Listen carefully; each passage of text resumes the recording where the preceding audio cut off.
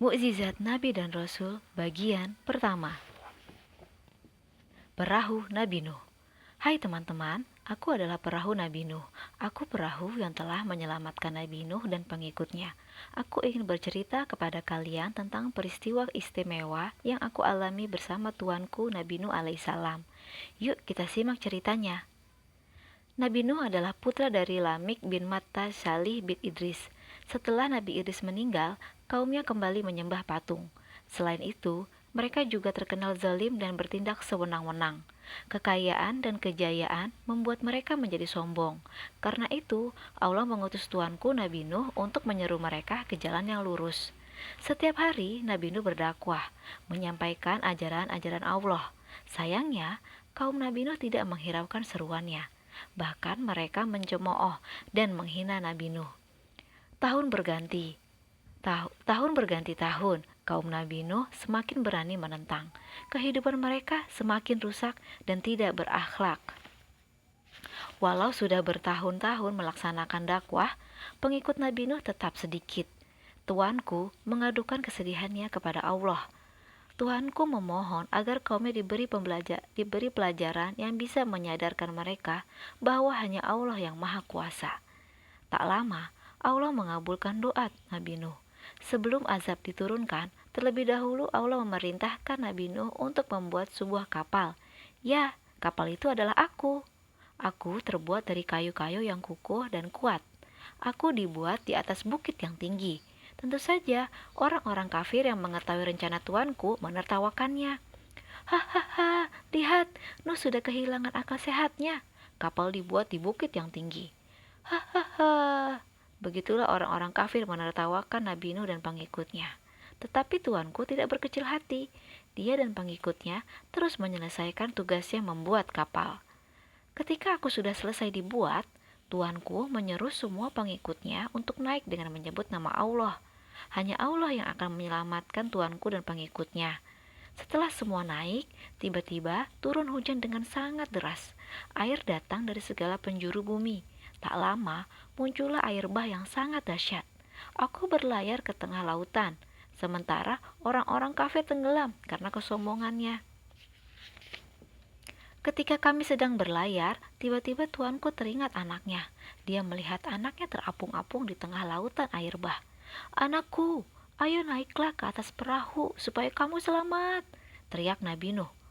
"Tidak ayah, aku akan berenang ke atas puncak bukit yang tinggi supaya aku selamat," kata anak Nabi Nuh. Begitulah anak Nabi Nuh yang durhaka. Dalam keadaan seperti itu, dia tetap tidak mau menerima ajakan ayahnya. Dia tetap tidak percaya bahwa hanya Allah yang bisa menyelamatkan dirinya. Biur, ternyata air bah semakin besar. Akhirnya, anak Nabi Nuh tenggelam, dan Nabi Nuh sangat sedih. Lalu dia memohon kepada Allah untuk menyelamatkan keluarganya. Tetapi Allah berkehendak lain. Dia Maha Tahu bahwa anak Nabi Nuh tidak layak untuk diselamatkan. Akhirnya, Nabi Nuh pun ikhlas dan ridho terhadap ketentuan Allah. Setelah semua orang kafir tenggelam, perlahan-lahan air mulai surut. Aku terdampar di bukit Judi. Tuanku, Nabi Nuh dan semua pengikutnya selamat. Akhirnya, mereka pun membuka kehidupan baru di sana. Tuanku dan pengikutnya hidup dengan rukun dan damai. Semakin hari, pengikut Tuanku semakin banyak. Alhamdulillah. Ketapel Nabi Daud. Hai teman-teman, aku adalah ketapel Nabi Daud. Aku bertubuh kecil tapi berjasa besar untuk Tuanku Nabi Daud. Aku ingin bercerita kepada kalian tentang peristiwa istimewa yang aku alami bersama Tuanku. Yuk kita simak ceritanya. Sejak lama Bani Israel mendapatkan seorang raja yang bijaksana. Ketika itu keadaan sangat kacau. Kaum Bani Israel semakin jauh dari ajaran Musa. Talut, seorang anak miskin, akhirnya ditunjuk sebagai raja karena dia dipercaya telah ditunjuk Allah untuk menjadi raja kaum Bani Israel.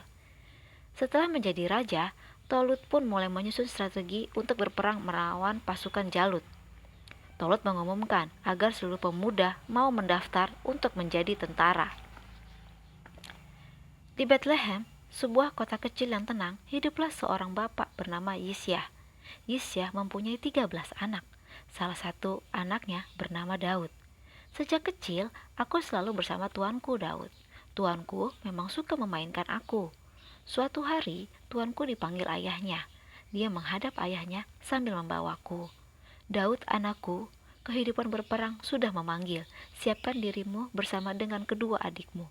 Kamu akan menjadi tentara raja baru kita, Tolut, kata ayah Daud. Baik ayah, jawab tuanku. Keesokan harinya, tuanku dan kedua adiknya pergi menuju kerajaan Tolut. Aku tidak pernah ditinggalkan tuanku. Aku selalu dibawa kemanapun tuanku pergi.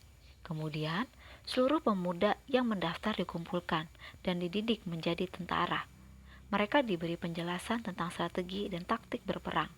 Tuanku Daud mendengarkannya dengan seksama. Pada saat yang ditentukan, perang pun terjadi. Tentara Tolut menyerang pasukan Jalut. Tuanku melawan tentara Jalut dengan semangat. Tentu saja aku adalah senjata andalan tuanku. Aku digunakan tuanku untuk mengalahkan musuh-musuhnya. Satu persatu, tentara Jalut berjatuhan terkena tembakan tuanku. Tiba-tiba, tuanku melihat Jalut, pemimpin musuh yang berbadan tinggi besar. Jarak antara tuanku dengan Jalut cukup jauh. Lalu tuanku dengan penuh semangat membidik mata Jalut. Shoot! Batu kecil terlempar keras ke arah bola mata Jalut. Oh! Tiba-tiba, Jalut jatuh ke tanah sambil memegangi matanya dan akhirnya meninggal. Semua tentara yang sedang berperang terkejut melihat tubuh yang begitu besar jatuh tersungkur. Mengetahui pemimpinnya mati terbunuh, tentara Jalut melarikan diri. Akhirnya, kemenangan diraih oleh tentara Talut. Raja Talut bangga pada tuanku Daud. Tuanku diangkat menjadi panglima perang Bani Israel. Tentu saja tuanku bangga padaku. Setiap hari aku selalu dielusnya. Aku dianggap berjasa terhadap kemenangan Raja Talut. Karena akulah dengan izin Allah, tuanku bisa mengalahkan Jalut sang raja yang perkasa. Tuanku Daud memegang amanah yang diberikan dengan sebaik-baiknya. Dalam menjalankan tugasnya, tuanku selalu bersikap jujur dan adil.